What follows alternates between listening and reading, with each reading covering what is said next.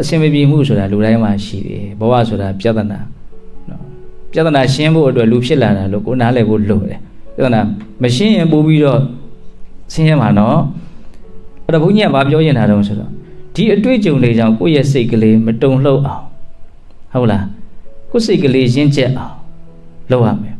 အဲ့တော့သူတို့ဘယ်လိုလေးဥမာပြောပြတုံးဆိုတော့3 နှစ်သား4 နှစ်သားကလေးလေးကိုလူကြီးကစမယ်ဆိုရင်ဒီကလေးကဘာဖြစ်မလဲငိုမှာပေါ့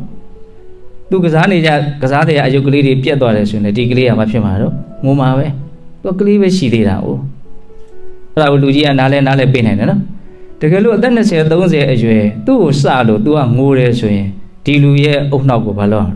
စဉ်းစားရတော့မယ်ဟုတ်တယ်မဟုတ်လားသူငယ်ငယ်တုန်းကကစားခဲ့တဲ့ကစားတဲ့အယုတ်ကလေးပြတ်သွားလို့လက်ကလေးကျိုးသွားလို့ဘိန်းကလေးပြုတ်သွားလို့ဟုတ်လားငိုမယ်ဆိုရင်ဒီလူကြီးကိုဘာလို့ရတော့ဒီလူကြီးရဲ့အုတ်နှောက်ကိုစဉ်းစားရတော့မယ်ဟုတ်တယ်မဟုတ်လားသူဟာအသက်တာကြီးနေတာအုတ်နှောက်အကြီးသူက3 နှစ်သား4 နှစ်သားပဲရှိသေးတယ်အဲ့ဒါလက်ခံနိုင်မလား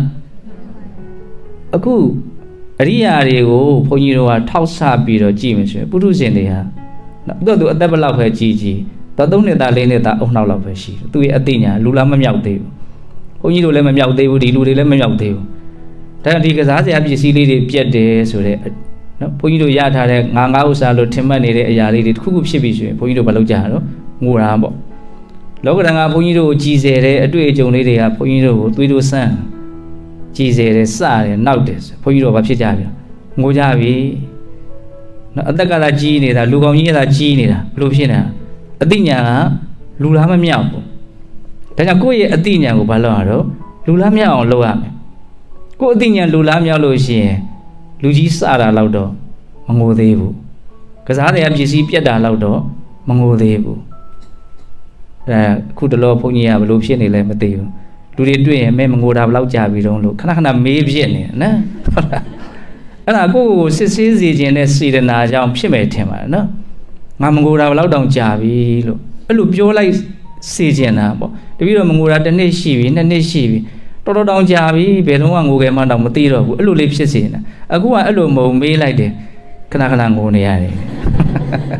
ဟင်ခုဒီလူတွေအဲ့လိုဖြစ်နေတာကိုလိုအပ်တဲ့ပူပြီးတော့တနာလည်းမနေကြနဲ့ဟုတ်လားတပြောရင်တာပါတော့ဉာဏ်ပညာစိတ်ကိုရင့်ကျက်စေတယ်စိတ်ကိုလူလားမြောက်စေတယ်သဘောပေါက်လားဘုန်းကြီးပြောတာအဲ့ဒါဘယ်အချက်ကိုသိရမှာတုံးလို့မင်းစောစောပြောတဲ့အနေစာဒုက္ခဝိပရိနာမဒီ3 ချက်ကိုသိရမယ်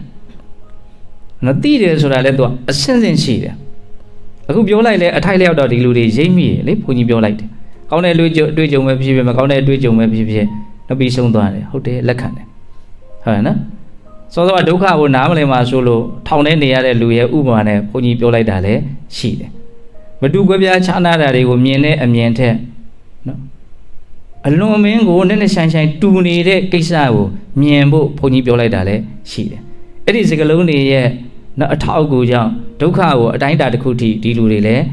နားလေလိုက်ပြီလို့ဘုန်းကြီးကယုံကြည်တယ်ဟုတ်လားဝိပရိနာမဓမ္မကြတော့နားလေရတာအရင်လွယ်တယ်ဟုတ်တယ်ဘယ်အတွေ့အကြုံမှနော်သေချာရေရာမှုနဲ့ဒီတိုင်းအမြဲသွားနေတာမဟုတ်ဘူးနော်လောကဓာတ်ကိုဘယ်လိုလေးဥမာပြရသင်္ကုံမြင့်တုံမြင့်တုံဘာမှစကားပုံတွေရှိတယ်မဟုတ်လား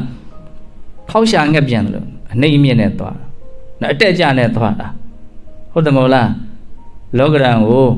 လောကဓာတ်ဤလေးပြပြပင်သွေးအေးပင်ဖြောလျောပင်ဖြန်းကြမ်းပင်ထန်ဒီတည်းကငါအရွယ်တယောက်မှမပါဘူးအဲ့တော့အဲ့ဒီကြပြာကိုမင်းတို့မသိခဲ့ရတော့ဘူးသိလားအဲ့ဒါညမာစာထဲမှာပါတယ်ဘုန်းကြီးထင်ပါတယ်ရှစ်တန်းထဲမှာလားမသိအလေတန်းထဲမှာဖြစ်မှာနော်လောကဓာတ်နဲ့ပတ်သက်ပြီးတော့လေနဲ့ဥမာပေးတာကိုသူကလေတိုက်ချင်လို့တိုက်မှာနော်ကြမ်းလည်းတိုက်ရင်တိုက်မယ်နုလည်းတိုက်ချင်တိုက်မယ်အေးလေးလည်းတိုက်ချင်တိုက်မယ်ပူလောင်လည်းတိုက်ချင်တိုက်မယ်ဘာလို့ဘုန်းကြီးတို့မှန်းလို့မရအောင်အဲ့ဒါကိုလို့ပြောတာတော့ဝိပရိနာမဘာမှမှန်းလို့မရဘူးအဲ့ဒီအမှန်တရားကိုလူတွေကနားမလည်တဲ့အခါကျတော့အစင်လေးပြည်ပြီးဆိုရင်သူဘလို့ဖြစ်နေလဲခြေပနောက်တန်ဆူးတယ်ပေါ့နော်မြောက်ကြဖြစ်နေဟုတ်ပါတချို့လည်းဘလို့ပြောကြတာတော့နော်ဂျိုင်းကြားအနာပေါက်တယ်တဲ့ကာနဲ့လှုပ်လို့ပေါ့ကွာဘာဖြစ်တယ်ပြောတာတော့သူများမုန်းเสียရပေါ့သူလောကဓာတ်ကိုမခံနိုင်ဘူးလို့ဘာလုပ်နေတာတော့ နေတာဒါကကောင်းတာနဲ့တွေ့တဲ့အခါမှာအဲ့လိုပြမကောင်းဘူးဆိုတော့လူကဘယ်လိုဖြစ်မျက်နှာဈေးရွက်လောက်ပဲရှိတာဟုတ်လားကိုယ့်အကိုဒီဉာဏ်ပညာတည်းဟူသောအကိုရာကိုထူတော်မထားဘူးဆိုတာကို तू ကဝန်းနေမှုကြေကွဲမှုသူလည်းအလွန်တနာနေမှာပေါ့လူမြင်တိုင်းတနာတာကိုလည်းမျှော်လင့်နေမှာပေါ့ဘယ်တော့မှသူများစီကတနာတာကိုမမျှော်လင့်နဲ့နော်ဘာဖြစ်လို့တော့ဘယ်သူစီမှာကိုယ့်အတွက်တကယ်အားကိုးစရာဆိုတာမရှိဘူးရဲ့ကိုယ်စီမှာလည်းသူများအတွက်အားကိုးစရာတကယ်တမ်းမရှိဘူးရဲ့လောကကနည်းနည်းဆိုင်တွေးကြည့်မယ်ဆိုလို့ရှိရင်တယောက်ကိုတယောက်ကူညီလို့ရတဲ့အမျိုးမဟုတ်ဘူးကိုရှိမှကိုပဲဒါကြောင့်မြတ်စွာဘုရားအတ္တဟိအတ္တနောနာထောကိုအားကိုးလို့ပြောတာကောဟိနာထောပရောတိယသူများဒီမှာကိုယ့်အတွက်အားကိုးစရာမရှိဘူးအဲ့လိုဆိုရင်ကိုယ်စီမှာအားကိုးရာရှိအောင်ဘယ်လိုလုပ်မလို့ကိုအားကိုးဆိုတာကလည်းပဲကိုမှအားကိုးစရာရှိအောင်လုပ်မထားဘူးဆိုရင်အဲ့ဒီကိုကကိုယ့်အတွက်အားကိုးလို့မရသေးပြန်ဘူးအားကိုးလို့ရအောင်လုပ်လို့ရတယ်ဆိုတာတော့ပဲသူကပြောထားတာဘာမှမလုပ်သေးဘဲနဲ့မွေးရပါကိုမှကိုယ့်အတွက်အားကိုးစရာကြီးထည့်ပေးလိုက်တယ်လို့မျိုးကံကြမ္မာကထည့်ပေးထားတာမရှိဘူးသဘောပေါက်လားမသိဘူးဒီချက်ကိုအားကိုးဆိုတော့ရုပ်တရက်အဖြစ်ငါအတွက်အားကိုးစရာကြီးရှိပြီးသားလို့ထင်ပါဆိုလို့မလီအားကိုးရကရှာမထားရင်မရဘူးဟုတ်လားနော်အတ္တဟိအတ္တနောနာထောမိမိတည်တာလည်းမိမိအတွက်အားကိုးရသူအဲ့လိုလေးရိုးရိုးလေးစပြောတာဟုတ်ကောဟိနာထောပရောတိယကိုအားလို့ချားသူတွေကကိုယ့်အတွက်အားကိုးရမရှိဘူးအဲ့ဒီမှာအဲ့ဒီဒေသနာကမဆုံးသေးဘူးအဲ့ဒီဒေသနာလည်းငါရစေခြင်းနဲ့မင်းတို့နော်ပရိစိတ်တာတို့ဘာလို့များဝါသနာပါရင်ကျန်တဲ့လောကီကောင်းကျိုးတွေပါတယ်မျှော်ကိုးပြီးတော့ပရိစိတ်တာဘုန်းကြီးကစိတ်ဝင်စားပါဘူးကိုယ့်ရဲ့အသိဉာဏ်ပညာကိုရင့်ကျက်သွားစေမယ်ခိုင်မာသွားစေမယ်ကြီးမားအောင်တည်ဆောက်မဲ့အနေအထားမျိုးမှာအထောက်အကူပြုတဲ့ရွတ်ဖတ်ပူဇော်ခြင်းမျိုးကိုသာဘုန်းကြီးကအလင်းနဲ့ထားစေခြင်းတော့ခုနကတော့ဂါထာလေးလည်းကောင်းတယ်ဘုရားတာလောကရမေစိတ်တံယတနာကံပတိအာတောကံဝိရိဇံခေမဧတံမင်္ဂလမုဒ္ဓမအဲ့ဒီဂါထာလေးရွတ်ပြီးဧတေနသစ္စာဝိဇေနသုတိတေဟောတုတပ္ပရာဒီမှန်တဲ့သစ္စာတရားတတ္တဝါတွေကိုချမ်းသာရပါစေဆိုရင်ကိုကဘာဖြစ်သွားတယ်ဆိုတော့ကိုယ့်အတွက်စံပြပုဂ္ဂိုလ်ရှေ့မှာရှိတယ်ငါဒီလမ်းကိုရှောက်ကိုကောင်းအောင်လုပ်ဖို့အတွက်သူကလမ်းကြောင်းပေးပြီးသားဖြစ်သွားတယ်တကယ်ကိလေသာကင်းကြတဲ့ပုဂ္ဂိုလ်တွေဉာဏ်ပညာတကယ်မြင်မသွားကြတဲ့ပုဂ္ဂိုလ်တွေကကောင်းတဲ့လောကဓာတ်နဲ့ပဲတွေ့မကောင်းတဲ့လောကဓာတ်နဲ့ပဲတွေ့သူတို့စိတ်ဟာဘာတုံ့လို့မှုမှမရှိဘူးဘာစိုးရိမ်မှုမှမရှိဘူးဘာအညစ်အကြေးပေသွားတာမှမရှိဘူးဘာဘေးဒုက္ခမှဖြစ်เสียကြအောင်မရှိဘူးဘလောက်ကောင်းတော့အဲ့လိုဆိုရင်ကိုယ်ကလည်းဘာဖြစ်လာတော့အားရှိလာတယ်ဩငါလည်းရင်ဆိုင်မှာပေါ့ဆိုကြပါစို့လောကဓာတ်တရားနဲ့တွေ့လို့နော်အားငယ်ပြီးတော့တုံ့လှုပ်ပြီးတော့နော်ငုံမဲ့ဖြစ်နေတဲ့လူတယောက်နဲ့အပြုံးမပြတ်ခိုင်ခန့်မှုတည်ကြည်မှုနဲ့နေနိုင်တဲ့လူတယောက်ဘယ်သူ့ကိုထင်ကြီးတော့ခိုင်ခန့်နေနိုင်တဲ့လူကိုထင်ကြီးတာပေါ့အဲ့လိုဆိုရင်ကိုအထင်သေးတဲ့လူမျိုးဖြစ်အောင်ဘာလို့လုပ်မှာလဲကိုအထင်ကြီးတဲ့လူမျိုးဖြစ်အောင်လုပ်မယ်ပေါ့အခုဒီမှာဒီဂါထာလေးလည်းရအောင်ကြက်ထားတဲ့အတ္တဟိအတ္တနောနာထောကောဟိနာထောပရောတိယအတ္တနာဟိသုတံတေနနာထံလပတိတုံလပံတို့ကရတော့ရတယ်ပထမဘာသာလေးပဲရကြနော်အတ္တဟိအတ္တနောနာထောအဲ့ဒါတော့ရတယ်မဟုတ်လားရတယ်အဲ့ဒီရှစ်တက်ဆိုမတက်တော့ဟုတ်လားအတ္တဟိအတ္တနောနာထောကောဟိနာထောပရောတိယကောဟိနာထောပရောတိယကိုကလွတ်လို့တခြားသူဟာကိုတော့အကိုရမဖြစ်နိုင်ဘူးလို့ပြောတာအဲ့ဒီမှာနောက်နှစ်ပါဒကအဓိကအချက်ဖြစ်နေတယ်ကို့မှာကို့အတွက်အကိုရရှိအောင်ဘလို့ရှာဖွေရမလဲဆိုတာကိုသူကနီးလန်းပေးတာအတ္တနာဟိသုတံတေနကိုယ်စိတ်ကို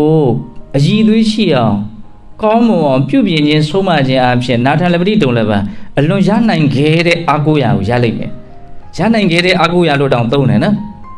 ်အဲ့ဒါကတရားထုတရားမြတ်ရတာကိုပြောတာဒေသနာကိုအမြင့်ဆုံးနီးနဲ့ချင်းကပ်ကြည့်မယ်ဆိုရင်ယဟန္တာဖြစ်တာကိုပြောတာယဟန္တာဖြစ်မှအမြင့်ဆုံးအကိုရာကိုရတော့တာဘာကြောင့်မှကြောက်ရွံ့နဲ့တုံ့လို့တယ်ဆိုတော့ဘယ်တော့မှမရှိတော့တို့ကအဲ့ဒီအခြေအနေကိုမရသေးဘူးဆိုရင်တော့ရနိုင်ခဲ့တဲ့အကိုရာဆိုတာဘာကိုပြောတာလဲလို့နားလေသဘောပေါက်တဲ့အခါမှာဘယ်လိုသဘောပေါက်စေခြင်းလဲဆိုပညာကိုပြောတာလို့နားလေစေခြင်းရနိုင်ခဲ့တဲ့အကိုရာဆိုတာဘာလို့ပညာအမှန်တိုင်းသိတာကိုပြောတာပညာလို့ပြောလိုက်ရင်လည်းပဲသင်ယူထားတဲ့တက်ကြွထားတဲ့နော်ဘွဲတွေဘာတွေညာတွေအဲ့ဒါတွေနဲ့ရောထွေးသွားမှလည်းစိုးရသေးတယ်အဲ့ဒါတွေကိုပြောတာလည်းမဟုတ်ပြန်ဘူးသူကဘဝရဲ့အကြောင်းစိတ်တွေရဲ့အကြောင်းရုပ်တွေရဲ့အကြောင်းလောကရဲ့အကြောင်းကိုအမှန်တိုင်းသိတာမြင်တာနားလေတာဆိုတော့ကအတွေ့အကြုံနဲ့ရှင်းပြောရမှာဆိုရင်အတွေ့အကြုံတွေရဲ့အိဋ္ဌဒုက္ခဝိပရိနာမကိုတကယ်သိရင်သိသလောက်အဲ့ဒါဉာဏ်ကြီးတယ်ပညာကြီးတယ်လို့ခေါ်တာအဲ့ဒီပညာရနိုင်ခဲ့တဲ့အာကိုရတို့ကရလွယ်တဲ့အာကိုရတွေတော့တို့ကတတန်တရားလုံးတတန်တရားဆိုတာတတထားလိုက်အောင်ဒီဘဝနော်ရပါတယ်ရခဲ့ကြပါတယ်ရှိလဲရှိကြပါတယ် နောက်ကိုယ့်ရဲ့မိတ်ဆွေပေါင်းတင်နေနဲ့မိသားစုဝင်နေနဲ့သို့မဟုတ်ပိုင်ဆိုင်မှုအနေနဲ့တို့စိတ်ထဲမှာဒါလေးကအကူစရာလေးလို့ထင်ပြီးတော့တို့ဘေးမှာရှိအောင်တို့လှုပ်ထားတာလေးတွေအတိုင်းတာတစ်ခုတည်းရှိတယ်မဟုတ်လားရှိတယ်အဲ့ဒါဘာလို့ရလွယ်တဲ့အကူရအခုဒီမှာသူကဘာပြောတော့ရနိုင်ခဲ့တဲ့အကူရကိုရသွားမယ်ဘယ်လိုလုပ်ရမှာတော့အတ္တနာဟိတုတ္တန်တေနာကိုယ်စိတ်ကိုကောင်းကောင်းပြုပြင်ဆုံးမရမယ်ဆုံးမရဲဆိုတဲ့အသုံးနှုန်းလေးအဲ့ဒါကိုလည်းမင်းတို့နားလည်စေချင်သေးတယ်ဆုံးမရဲဆိုတာသူကြပါစို့မိဘသားသမီးကိုဆုံးမရဲဆရာတပည့်ကိုဆုံးမရဲသုံးတယ်နော်ဆုံးမရဲဆိုတာအဓိကမကောင်းတာမဖြစ်အောင်လုပ်တာကောင်းတာဖြစ်အောင်လုပ်တာနှစ်ချက်မှတ်ထားနော်ဆုံးမရဲဆိုတာမကောင်းတာမဖြစ်အောင်လုပ်တာကောင်းတာဖြစ်အောင်လုပ်တာအဲ့ဒါကိုယ်စိတ်ကိုဆုံးမရဲဆိုတာအဲ့ဒီသဘောပဲမကောင်းတဲ့စိတ်မဖြစ်အောင်လုပ်တာကောင်းတဲ့စိတ်ဖြစ်အောင်လုပ်တာနော်အဲ့ဒါစိတ်ကိုဒီတရားဘာဝနာအားထုတ်တဲ့နေ့သူကတော့အကောင်းဆုံးစိတ်ကိုမကောင်းတာမဖြစ်ဘူးကောင်းတာဖြစ်ဖို့ကြိုးစားတဲ့နေရာမှာအထီအောင်ဆုံးအပြည့်စုံဆုံးနည်းဖြစ်တဲ့အတွက်ကြောင့်ဘာဝနာပွားများခြင်းဟာစိတ်ကိုဆုံးမတဲ့နေရာမှာသူကထိတ်တန့်ရမယ်သူကထိတိရောက်ရောက်မြန်မြန်ဆန်းဆန်းပြည့်ပြည့်စုံစုံအားထုတ်ခြင်းတယ်ဆိုလို့ရှိရင်အဲ့ဒီနည်းကိုဘုန်းကြီးတို့ကနားလည်မှရမယ်နော်အဲ့ဒါနေ့လေကြတော့အဲ့ဒါလေးကိုဘုန်းကြီးလှုပ်ခိုင်းမယ်ဟုတ်လားအဲ့ဒါလို့ကိုယ့်ရဲ့စိတ်ကိုမကောင်းတာမဖြစ်အောင်ကောင်းတာဖြစ်အောင်ဆုံးမနိုင်မယ်ပို့ပြီးတော့အည်သွေးမြင့်တဲ့မြင့်အောင်ပြုပြင်နိုင်မယ်ဆိုလို့ရှိရင်ဒီလူဟာရနိုင်ခဲ့တဲ့အာကိုရာကိုရမယ်တဲ့အဲ့ဒီဂါထာလေးကိုနော်အမြဲတမ်းရွတ်တဲ့တယ်လို့ထင်တယ်နော်ဒါကတကယ်ကိုနော်ရေရေဝုံဘဝကိုရှင်းဆိုင်နိုင်ဖို့ဘဝခီးကိုသွားတဲ့အခါမှာလမ်းကြောင်းမမှားဖို့အတွက်သူကအကောင်းဆုံးတက်မှတ်ပေးနိုင်တယ်လို့ဘုန်းကြီးကမြင်တယ်နောက်မှဆိုရင်ရောင်ဝါးဝါးနဲ့ဟိုလူအကူရမှာလို့ဒီလူအကူရမှာလို့နော်အကူမဲ့ကြံတဲ့ကောစာမျက်နှာငယ်နေပြီလေအိမ်ဒီမရှိတော့ဘူးကြက်သေးမရှိတော့ဘူးတည်ငြိမ်မှုမရှိတော့ဘူးသူများအကူမဲ့ဆိုတဲ့ကိုကစားသူဘာဖြစ်နေပြီတော့တည်ငြိမ်မှုကပျောက်နေပြီတနည်းပြောရရင်ကိုဘဝသူ့လက်ထက်အပ်လိုက်တယ်လို့လည်းဖြစ်သွားတယ်တကယ်တမ်းကြတော့လည်းပဲကိုလိုချင်တဲ့အကျိုးရလဒ်ကအဆုံးကြတော့လည်းမရဘူးရဲ့ဟုတ်လားတကယ်တမ်းဘုန်းကြီးတို့အကူရအစ်စ်ကိုရကျင်တယ်ဆိုလို့ရှိရင်ကိုယ်စိတ်ကိုအည်သွေးရှိအောင်ကောင်းမွန်အောင်ပြုပြင်ထားမှဆုံးမထားမှနောက်ဆုံးဉာဏ်ပညာကိုဘုန်းကြီးတို့ရကျင်တယ်ဆိုရင်စိတ်ကိုအတ္တိနည်းနဲ့ပြုပြင်ဆုံးမမှဉာဏ်ပညာရမယ်ဉာဏ်ပညာရမှတကယ်စစ်မှန်တဲ့အကူရာကိုရမယ်စကားဒီကိုဖက်ထွက်သွားတာနော်ဘယ်ကနေသွားတာတော့လောကရန်တရားတွေနဲ့တွေ့လာတဲ့အခါမှာကိုယ့်ရဲ့အသိဉာဏ်ကိုဟာလူလားမြအောင်လှုပ်ထားနိုင်မှကလေးစိတ်ကြီးဖြစ်မနေနဲ့လို့ပြောတာဟုတ်လားခက်တာကအသက်ကတော့သူကပုံမှန်ကြီးသွားတာမကြီးအောင်လည်းတားလို့မရဘူးကြီးရင်လို့လောလို့လည်းမရပြန်ဘူးဟုတ်လားအခုအသက်20ရှိတယ်ငါအသက်40အရွယ်ရောက်ချင်တာဆိုတော့ရောက်လို့ရသလားအခုရောက်နေတာကိုလည်းရှေ့တကြီးကြီးသွားနေတာမသွားနဲ့လို့ဆွဲထားလို့ရသလားဒါကိုယ့်လက်ထဲမှာမရှိဘူးဒီအသက်ကတော့သူကြီးသွားနေတာတချို့ကမျောလင့်နေတာရှိတယ်အသက်ကြီးလာရင်အလိုလိုရင့်ကျက်သွားလိမ့်မလို့မျောလင့်နေတာရှိတယ်အလွန်လွဲတာပဲဟုတ်လားဘာမှမလုပ်လို့ကတော့အဲ့ဒါကြီးဘောသောဖြစ်မှာသူကဟုတ်လားကြီးဘောသောဖြစ်မှာနော်အဲ့တော့ကိုကအသက်ကသူကြီးသွားတာဒါပေမဲ့အသိဉာဏ်ကတော့ကြီးအောင်ဘာလို့ရတော့တမင်ကြိုးစားရတယ်ကြိုးစားတာနဲ့မကြိုးစားတာမတူဘူးနော်နီးမှန်လမ်းမှန်ကြိုးစားမဆိုမြန်မြန်တော့ထိထိရောက်ရောက်အသိဉာဏ်ဟာကြီးသွားနိုင်တယ်အဲ့ဒီနီးနဲ့သာဘုန်းကြီးတို့ရဲ့ဘဝဟာတကယ်စစ်မှန်တဲ့ပြောင်းလဲမှုနော်မှန်ကန်တဲ့ဘက်ကောင်းမွန်တဲ့ဘက်မှာပြောင်းလဲတာကိုရည်ရတာနော်ဟုတ်လားကိုယ့်ဘဝလေးကိုပြောင်းလဲသွားစေခြင်းနဲ့ဆိုလို့ရှိရင်ဘာလို့ရမလဲတော့ကိုယ်စိတ်ကိုဆုံးမရမယ်လောကဓာတ်တရားနဲ့တွေ့လာတဲ့အခါမှာအမှန်သိတဲ့ဉာဏ်ပညာရအောင်ကြိုးစားရမယ်ဟုတ်လားဘုရားဘာသာဝင်တွေဟာဘယ်အပြောင်းလဲဟာအကြီးမားဆုံးအလို့အဆုံးအပြောင်းလဲလို့ပြောကြတာတော့ပုထုဇဉ်ဘဝကနေအရိယာဖြစ်သွားတဲ့အပြောင်းလဲကို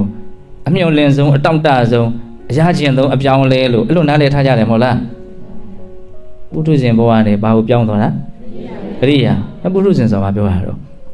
လောဘဒေါသတွေမောဟတွေနော်ထိကနေရှိအမြဲဖြစ်နေတာဒါကိုပြောတာဟုတ်လားလူချင်းစရာနဲ့မတွေ့လိုက်နဲ့လောဘအတန့်ဖြစ်ပြီးသားမကျင်တဲ့စရာနဲ့မတွေ့လိုက်နဲ့အနာဟောအနာဟောင်းများလို့ဗာလေးနဲ့မှမထိလိုက်နဲ့သွေးပုတ်ပြီးပုတ်ကတန့်ထွက်လာတာဒေါသအဲ့လိုအဲ့ဒါဘာခေါ်တော့ပုထုဇဉ်အရိယာဆိုတာစိတ်ဖြူရှင်တန်ရှင်းတဲ့ပုဂ္ဂိုလ်ကိုပြောတာအဲ့ဒါသောသောကဘုန်းကြီးဒုက္ခသုံးမျိုးပြလိုက်တယ်လေဒုက္ခဝေဒနာဒုက္ခလက္ခဏာဒုက္ခသစ္စာဒုက္ခကိုသစ္စာအဆင့်ထိသိရင်အဲ့ဒီလူရဲ့စိတ်ဟာဖြူရှင်တန်ရှင်းမှုရမယ်အဲ့ဒါကိုပန်းနိုင်ထားအောင်နော်အဲ့ပြောနေတာလေးကဘာတော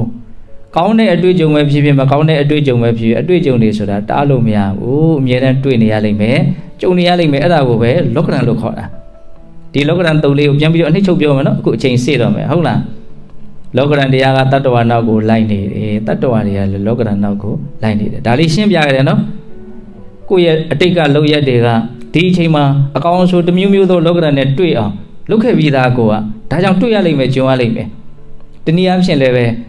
လူရလို့ဖြစ်လာရဲ့လူအတွေ့အကြုံလူအခြေအနေမျိုးစုံဘုန်းကြီးတို့ညင်းပယ်လို့မရဆိုရပါစို့အခုအသက်ကြီးလာတာနဲ့ဘာတွေဖြစ်လာမလဲယောဂါတွေများလာမှာဩနော်ယောဂါဖြစ်လာတာငါဘယ်သူ့ကိုဘာလုပ်ခဲ့လို့လဲလို့ရှောက်တွေးလို့မရဘူးဒီဟာကဖြစ်တတ်တဲ့သဘာဝဖြစ်နိုင်ခြေရှိနေတာကြီးပဲနော်ဇာတိပစ္စယဇရာမရဏတောကဒီလိုဟောမှာမဟုတ်လားမွေးဖွားလာပြီလူရလို့ဖြစ်လာပြီဆိုတော့ဒါလေးကဥရမယ်ဟောင်းရမယ်ဟာလေးဥဟောင်းမယ်ပြီးရင်နာကျင်ခံခတ်ပြီးတော့ပျက်စီးရမယ်ဟုတ်လားအဲ့တော့ပြောနေတာကဒီအတွေ့အကြုံတွေဆိုတာဘုန်းကြီးတို့တွေ့ရလိမ့်မယ်ကြုံရလိမ့်မယ်အတွေ့အကြုံတွေကလည်းကိုယ့်နောက်ကိုလိုက်နေတယ်ကိုယ်ကလည်းပဲအတွေ့အကြုံတွေကိုမတွေ့တွေ့အောင်ကိုယ်လှုပ်ရက်တင်နဲ့ရှားနေတယ်လို့ကောမရှိဘူးလာ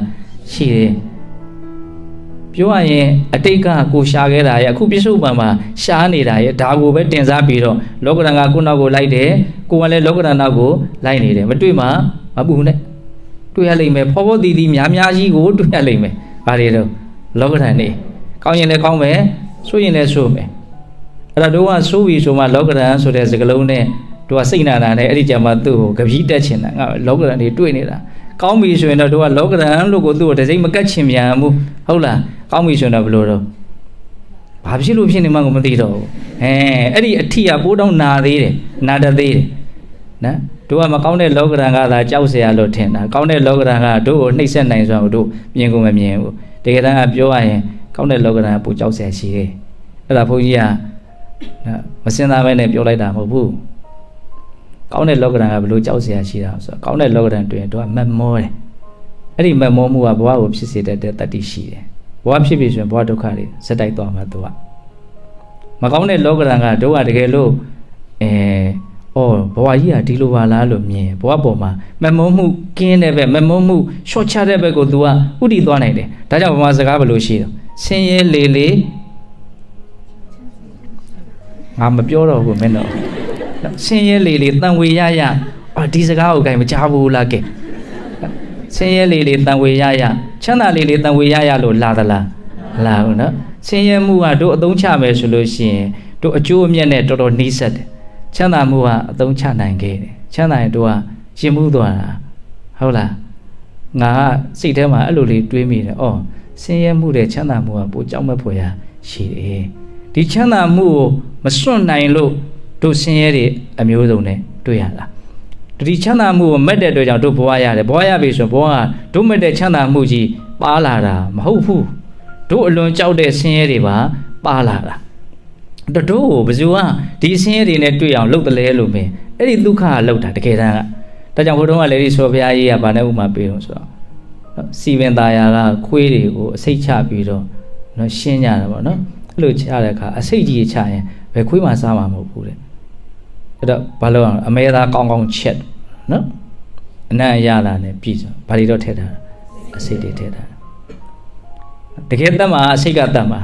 ဒါပဲစီအမဲသားကိုအစိတ်ခတ်ထားတာမဟုတ်ဘူးကြောက်ခဲတုံးကိုစိတ်ခတ်ထားတာဆိုဘယ်ခွေးမှစားမှာမဟုတ်ဘူးတော့ဒီခွေးကအစိတ်ကိုစားပြီးတော့သေရတဲ့ကိစ္စမှာစဉ်းစားကြည့်ရင်နံပါတ်1လက်သေးတဲ့အခါနော်အနံ့ရတာနဲ့ပြည်တုံနဲ့အမဲသားဖြစ်နေ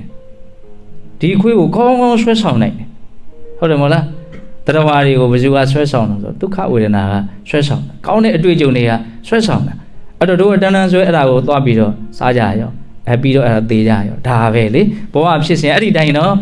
်ဒါကြောင့်တို့မကောင်းတဲ့လောကရန်နဲ့ကောင်းတဲ့လောကရန်တွေ့ရင်တို့ကမကောင်းတဲ့လောကရန်ကိုပဲလောကရန်ထင်ပြီးတော့ကောင်းတဲ့လောကရန်ကိုကြတော့လောကရန်စင်းတဲ့တောင်တို့ကမထည့်ခြင်းမှုမြင်ရရှက်ရကြီးသူနဲ့အတူတူသွားခြင်းဟုတ်လားဒီသဘောလေးကိုမလုပ်ဖို့လို့တော့နားလေဖို့လို့တယ်နော်အချိန်ကစီပြီဟုတ်လားဘာကိုပြောတာတော့အတွေ့အကြုံတွေဆိုတာအကောင်းဆုံးမျိုးမျိုးတွေ့ရလိမ့်မယ်စိတ်သက်ကြပြီဆိုရင်ငါညံ့ပြီဆင်းရဲပြီဆိုရင်ငါညံ့ပြီချမ်းသာအောင်လို့ရပါလှဲ့ကဲနဲ့ငါဘာကြောင့်မလုပ်တာတော့နီလန်မသိလို့လားနီလန်သိပါလှဲ့ကဲနဲ့ပြင်းရင်မှုကြောင့်လားဓမ္မမှုမေးလျော့မှုကြောင့်လားဘာကြောင့်ငါမလုပ်တယ်လဲလုပ်လို့မရဘူးလို့မဟုတ်ဘူးနော်လုပ်လို့ရတယ်မဟုတ်လားရတယ်ဆိုတာခုမြတ်စွာဘုရားဘယ်လိုပြောတော့ဉာဏ်ရှိသူနဲ့ဉာဏ်မဲ့သူတို့ရဲ့ တွေ့အကြုံရဲ့ပုံမှာဘလို့ရင်ဆိုင်ကြတယ်လဲမတူဘူးဆိုတာကိုအသေးစိတ်မြတ်စွာဘုရားရှင်းပြတာဉာဏ်မရှိသူကအတွေ့အကြုံနဲ့တွေ့လာတဲ့အခါမှာဒါရဲ့အနိစ္စဒုက္ခဝိရိနာမအမှန်တရား၃ချက်ကိုအမှန်တိုင်းမမြင်ဘူးမမြင်တဲ့အတွက်ကြောင့်ဒီအတွေ့အကြုံတွေကသူ့စိတ်ကိုလွှမ်းမိုးတယ်ဒီအတွေ့အကြုံတွေရဲ့အပေါ်မှာပဲသူဟာချစ်ချင်းမုန်းချင်းဖြင့်တုံ့ပြန်တယ်ကြိုက်ချင်းမကြိုက်ချင်းဖြင့်တုံ့ပြန်တယ်လောဘဒေါသနဲ့တုံ့ပြန်တယ်ဒီနည်းနဲ့သူဟာဆင်းရဲဒုက္ခတွေဆက်တယ်ဆင်းရဲဒုက္ခမချုပ်ဘူးဟုတ်လား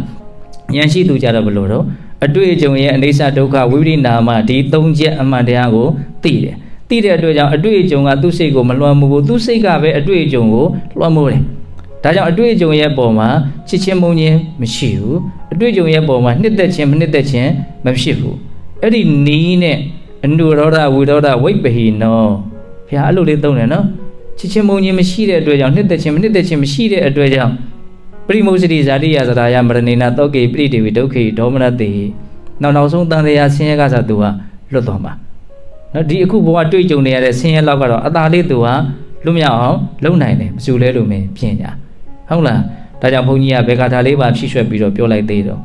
အတ္တဟိအတ္တနောနာထောကောဟိနာထောပရောတိယအတ္တနာဟိသုတ္တန္တေနာနာထံလပတိတုံလည်းပါငါဂါထာနှစ်ပုဒ်တောင်ပြောလိုက်တယ်နော်ဗုဒ္ဓတာလောကဓမ္မိဟိစိတ်တယတနာကံပတိအတောကံဝိရဇံခေမံဧတံမင်္ဂလမုဒ္ဓမဒီဂါထာတို့ရဲ့ပန်းတာဟုတ်ပြီနော်အတ္တဟိအတ္တနောနာထောကောဟိနာထောပရောတိယအတ္တနာဟိသုတ္တန္တေနာနာထံလပတိတုံလည်းပါဒီဂါထာကတို့လမ်းကြောင်းမှန်ပေါ်ရောက်အောင်တက်မှတ်ပေးပြီးတော့ဘလို့လျှောက်လွှမ်းရမလဲဆိုတဲ့နိလန်းကိုပေးထားတဲ့ဂါထာခုနပန်းနိုင်ကြီးကိုဒီဂါထာကိုလိုက်နာကျင့်သုံးမှရှောင်းနိုင်ပဲဘလို့လောကဓာတ်နဲ့ပဲတွေ့တွေ့ကိုယ်စိတ်ဟာအလွန်မှငြိမ်သက်တဲ့အနေအထားဒါဘာလို့ရမှာတော့မျောလင့်ထားရမယ်နော်ညီမချက်လည်းထားရမယ်ဟုတ်လားအဲ့ဒါကိုထားခြင်းနဲ့ဆိုရင်အဲ့ဒီကိုရောက်ခြင်းနဲ့ဆိုရင်ဘာလို့ရမှာတော့ကိုကောင်းဆုံးမအမှန်သိတဲ့ဉာဏ်ပညာရနိုင်ခဲ့တဲ့အာကိုရရအောင်လုပ်တလုံးနဲ့ပြောမယ်နော်အနေစာဒုက္ခဝိပရိနာမဒီအမှန်တရား၃ချက်ကိုမြင်တဲ့အတိညာကြီးထွားအောင်ကြိုးစား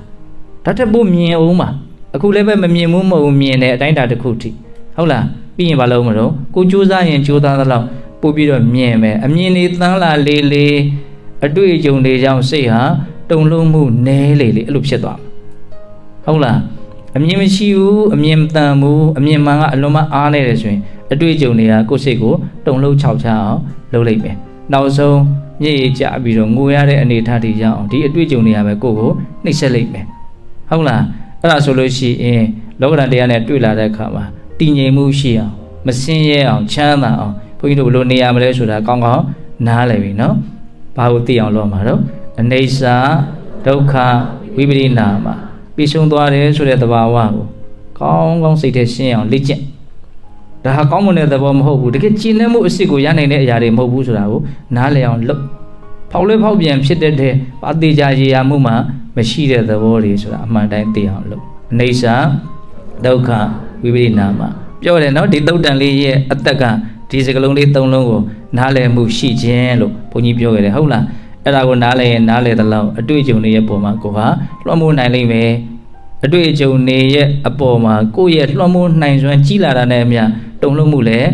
နည်းသွားမယ်ဒီသဘောကိုပြောတာနော်တုံ့လုံမှုနည်းရင်ဆင်းရဲလည်းနည်းမှာပေါ့ဟုတ်လားဒါကြောင့်ဘလို့အတွေ့အကြုံတွေပဲတွေ့ကိုယ့်ရဲ့စိတ်ကိုတုံ့လုံမှုမရှိအောင်အမှန်သိမှုဉာဏ်ပညာဖြင့်စိတ်ကိုတည်ငြိမ်အောင်ရှင်းကျက်အောင်နော်ပံ့ပိုးနိုင်ကြတဲ့နော်ကိုယ့်ရဲ့စိတ်ကိုအကောင်းဆုံးဖြစ်အောင်ပြုပြင်ပြောင်းလဲနိုင်ကြတဲ့နော်သူတော်ကောင်းတွေဖြစ်ကြပါစေလို့ဘုန်းကြီးတို့ဆန္ဒပြုပြီးတော့ဒီကနေ့ပြုကြတဲ့ကုသိုလ်ကောင်းမှုအစွတ်စွတ်တို့ရဲ့စွမ်းတတ္တိကြောင့်ဘုရားတပည့်တော်တို့ဒီမဲ့ညာဘုညာမျက်နှိပ်ပံကိုလင်းမြန်ထုတ်ချောက်မျက်မှောက်ပြုရစေကုန်သောဟုပတ္တနာအောင်စုပြုကြကုန်ရာတည်း